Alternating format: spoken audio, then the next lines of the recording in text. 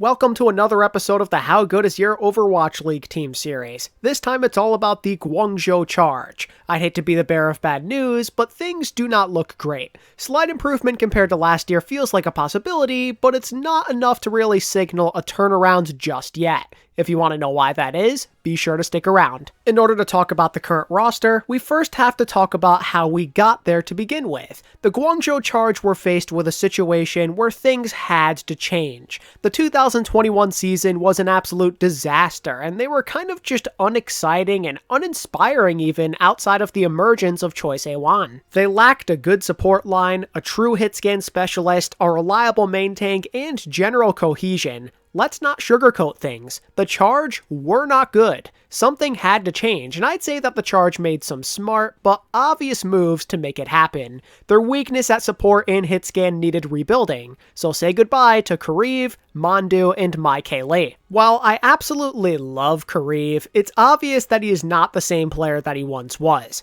To say he was out of the ordinary would be a complete and utter lie. He just can't hang in there with the top of the line flex supports anymore. That same firepower from years past was not there. But honestly, his underperformance issues don't even hold a candle to Mandu and Lee. Most fans are going to argue that they were both bottom tier at their respective positions, and it's easy to see why. Their contributions were incredibly lackluster. The problem with Lee was he was just a bit raw. A once promising prospect out of China played all of 3 hours before getting completely thrown out of the rotation and being demoted to a two-way player. And that's saying something when remembering that he was the only true hitscan player on the team. He lacked maturity and just didn't have it in him to be consistent. As for why Mandu struggled so hard, I generally think it came down to a lack of self-confidence. The Mandu we saw in Contenders was never afraid to take matters into his own hands, but the Mandu we saw in the Charge was nothing of the sort. His passiveness was apparent on all heroes he played, and I think that he really lacked that proactiveness that you're looking for at the main support position. He genuinely did not look like he belonged out there, so it's no surprise to see him get cut.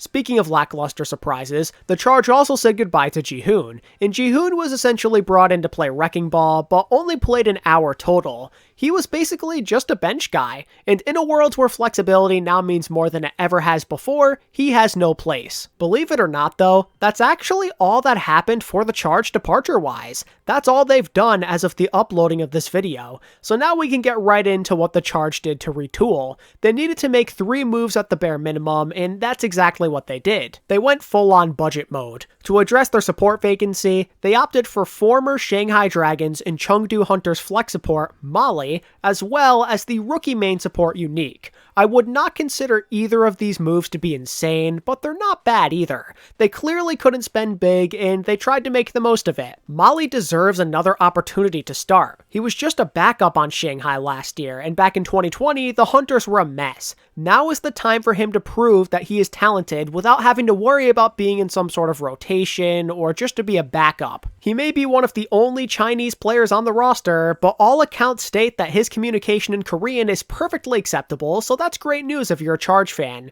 Molly has shown off great talent throughout the years, but sadly it has only come in flashes due to unfortunate circumstances. After being a part of a championship roster, there's reason to feel confident that he can at least be a little bit better than Kariv was. I'm not exactly sure to what extent that he's going to be an upgrade, but it definitely feels possible. The only thing to keep in mind with Molly is that he does tend to die a bit, and on a team like Guangzhou, I suppose that could be a problem. However, this could also be a good thing in the sense that he plays with confidence and aggression, which is something that last year's support line was severely lacking. And hopefully Unique brings more of the same. This 20-year-old rookie missed out on the league a couple of times already, which is definitely something to consider when assessing this move. He might not be a desirable option as a result, you know? But on the other hand, he may not have been ready up until this year. It's kind of up to you to judge what all this means, but regardless of his capabilities, he likely has a good chance of being a day 1 upgrade at this position since Mandu truly did struggle that much. While I'm unsure of what people think of him today, People back in the day thought that Unique should have been in the league a long time ago. This 20-year-old main support played a solid Lucio during Element Mystic's dominant run in 2019. He played alongside Sparkle and Hanbin as Element Mystic would go on to win Korean Contenders and the 2019 Gauntlet. Then recently, he played for a relatively strong T1 roster, once again showing that he can be held accountable. He definitely does have the resume and the flashes of skill to attract your attention. Now it's a matter of translating those efforts into actual results. And if I'm being honest with you, I do not know if he has what it takes. Part of what made the Charge so good back in the day was their consistency at support. Chara was never a groundbreaking talent by any means, but he was always consistent and a leader.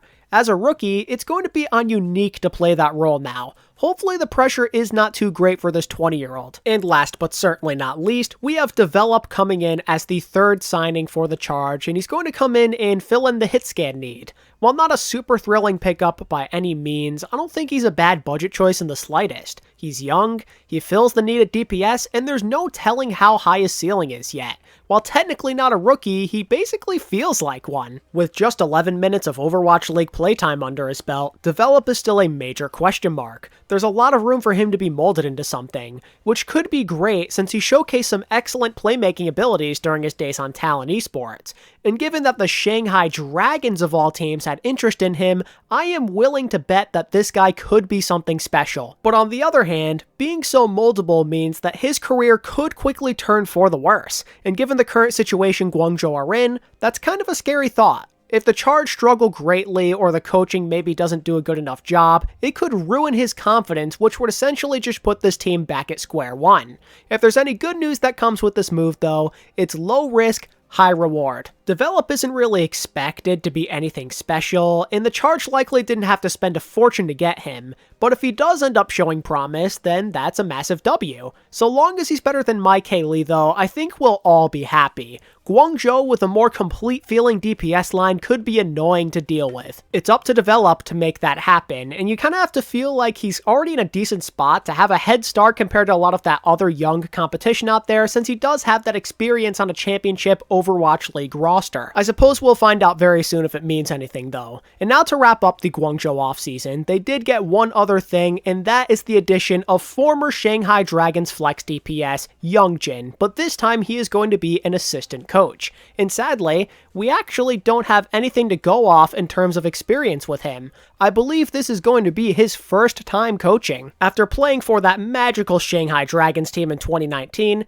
this guy seemingly disappeared as he decided to retire. He's been out of the loop for quite a long time, and while I do like Youngjin, I don't love this move for the Guangzhou Charge. If a good team signs a former player like this, I feel like it's not as much of a risk, but when a weaker team does it, then the consequences could be more severe. Guidance and helping your younger players develop are so important in a rebuild, and if you don't have the right leadership figures in place, you're not going anywhere. It's a lot of responsibility, and I would have preferred if Guangzhou maybe signed a veteran instead, but if Coach Sung-Woon trusts him, then maybe we should too. That's kind of your Guangzhou offseason in a nutshell though. It's nothing out of the ordinary, not a lot happened, and if anything, it was one of the most boring offseasons of any team, which doesn't exactly make you feel great. Guangzhou were terrible last year. They needed to make big splashes, but clearly, for whatever the reason, failed to do so, at least on the surface. As we get more so into the team evaluation section of this video, the Charge don't feel much better in comparison to last year.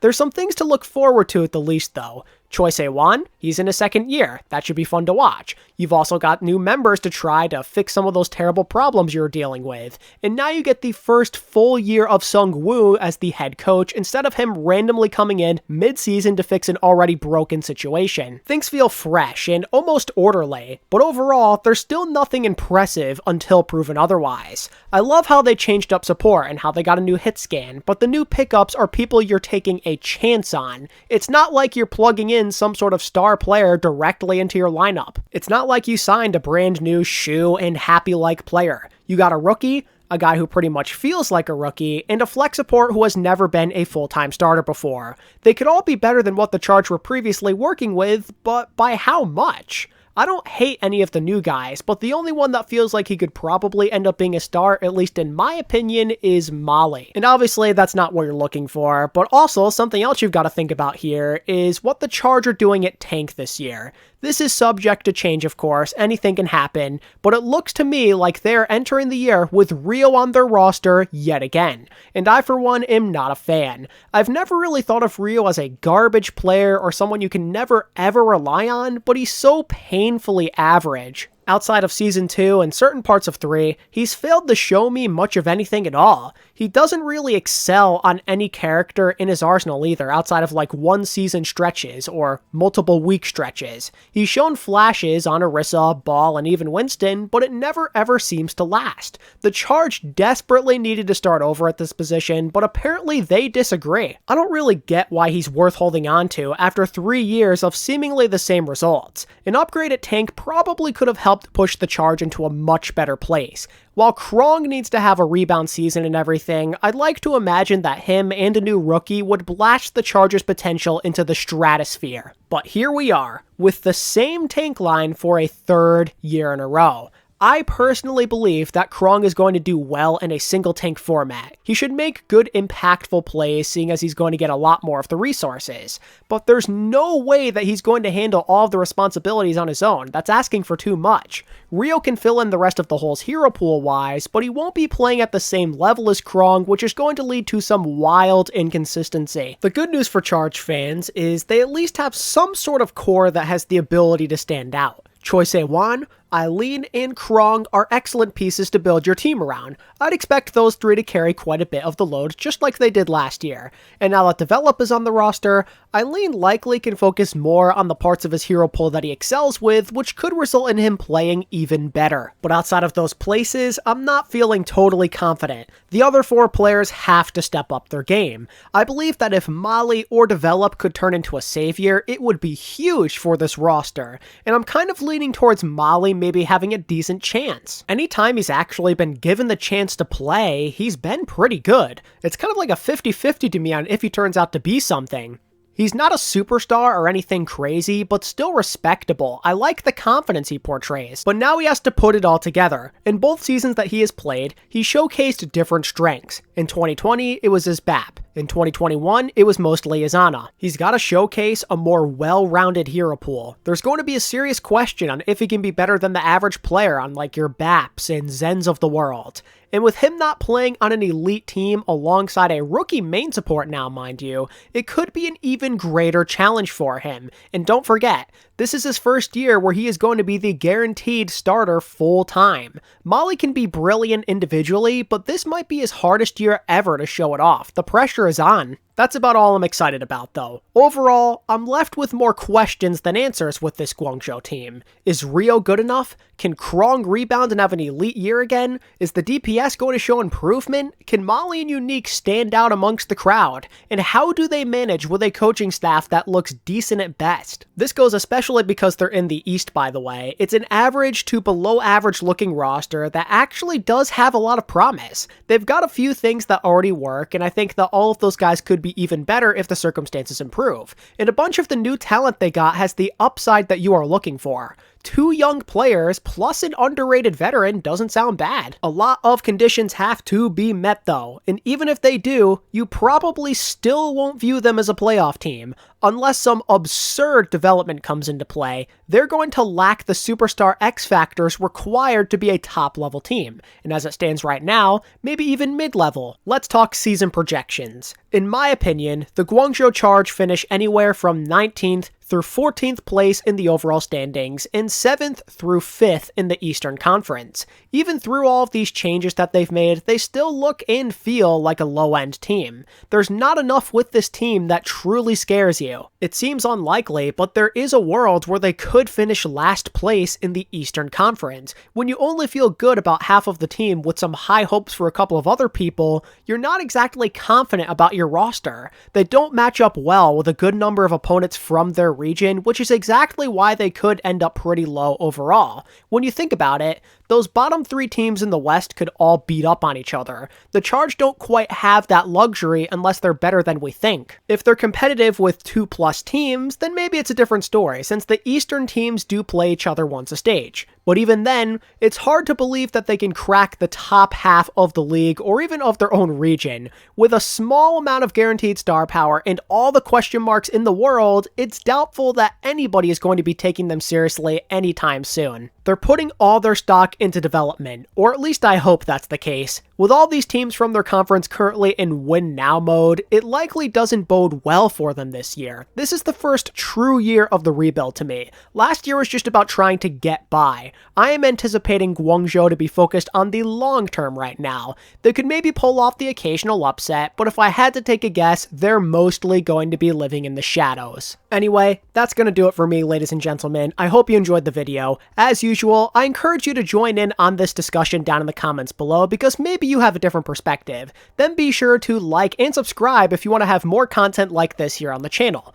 And as always, thank you all so much for watching. I really appreciate your support. And until next time, this is ATP, signing out. Peace.